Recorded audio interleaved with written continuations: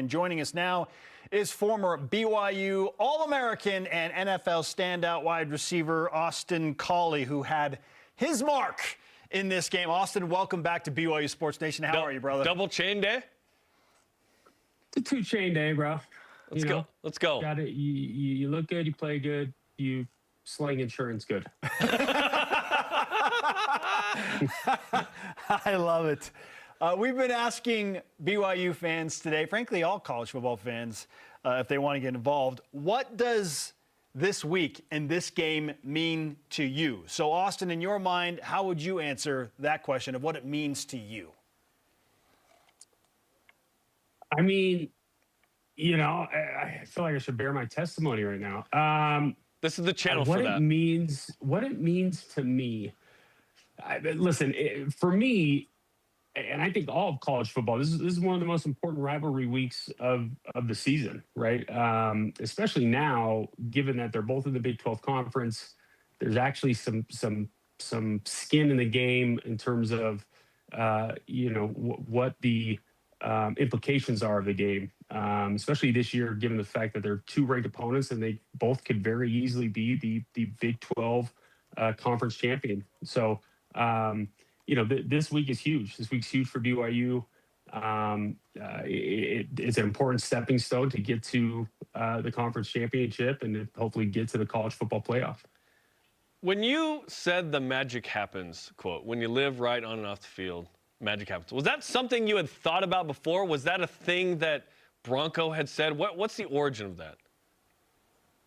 I don't know. I just, inspiration? Just divine inspiration, just coming off the cuff there. No, I don't know. I am a firm believer in that, though, right? I had to prepare hard for games. Like that was one of my, I guess, ways of compensating for, maybe some of the lack of skill or I knew I had to work harder than the most to make sure that I was at the top of my game. And, I always had I kind of had on my mission, I developed kind of this mantra of having no regrets. Right. And I think if you're not prepared for a game and that moment comes, and you don't seize the moment, there's going to be regrets. And I couldn't stand the idea of maybe not capturing that opportunity. And obviously when, I was brought up and raised in a home that understood that, Heavenly Father is the greatest deal maker, right? So as long as you're doing what he asks, he's going to make sure to take care of you one way or the other. Austin Collie is on BYU Sports Nation. We have to ask about it because you've made your mark and you put your stamp on this rivalry with one of the most iconic plays in the BYU-Utah game with 4th and 18. But I do want to approach it from a little bit of a different angle because I'm always intrigued and, frankly, fascinated by the ability of players when odds are so stacked against them to rise up and make a play. So when you are breaking the huddle on 4th and 18, Austin, what the heck's going through your mind? Because if we were looking at ESPN analytics back in 2007, it probably would have said BYU has like a 0.01% chance of winning the game, yet you go out and you believe and you make a play. So what's the mental aspect of being prepared to go and do something like that? Yeah, Spence, I wish I had a better answer for you, but even when I broke that huddle, I said, this ain't going to work.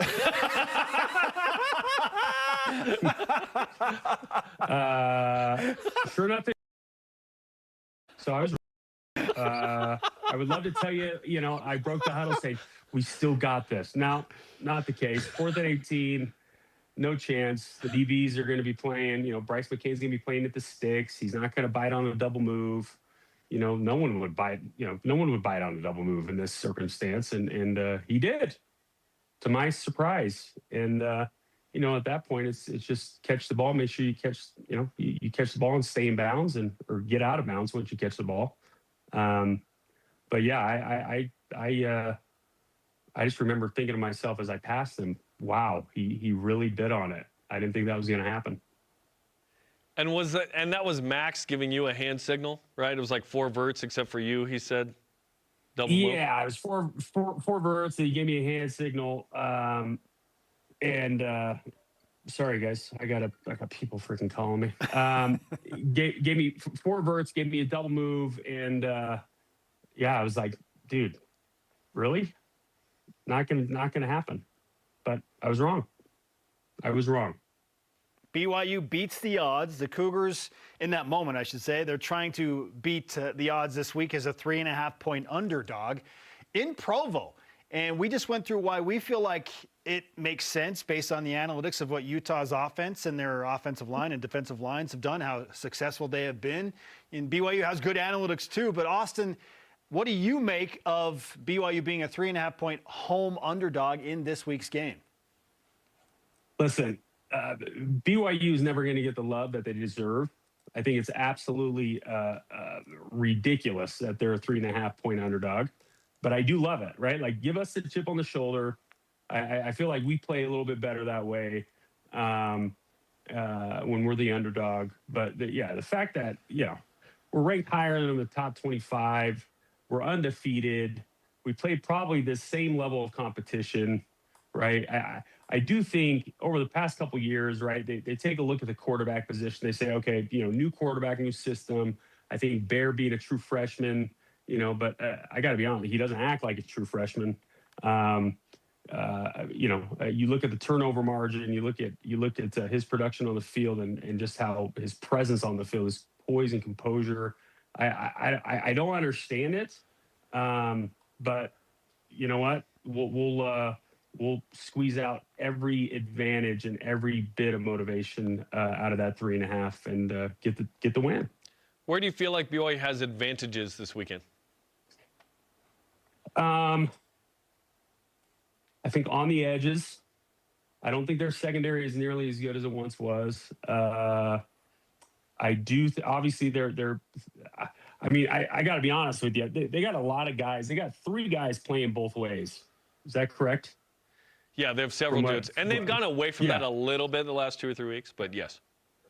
But, I do think I think this Dampier guy is going to, I do think he does the exact opposite of Bear, right? Bear doesn't try to play out of himself, and he doesn't try to do too much.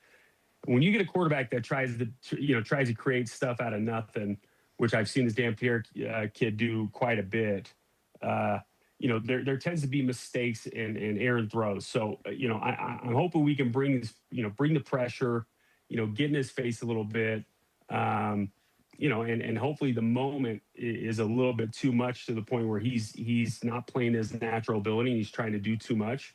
I think their running game is pretty strong. Glasser is healthy. I thought. Wasn't he banged up going into last week? Yes. Maybe was there a question mark? Okay. So, and by the way, just a reminder, I am pre and post game analyst. Absolutely. Starting at 6 Eastern. Yeah. Yeah.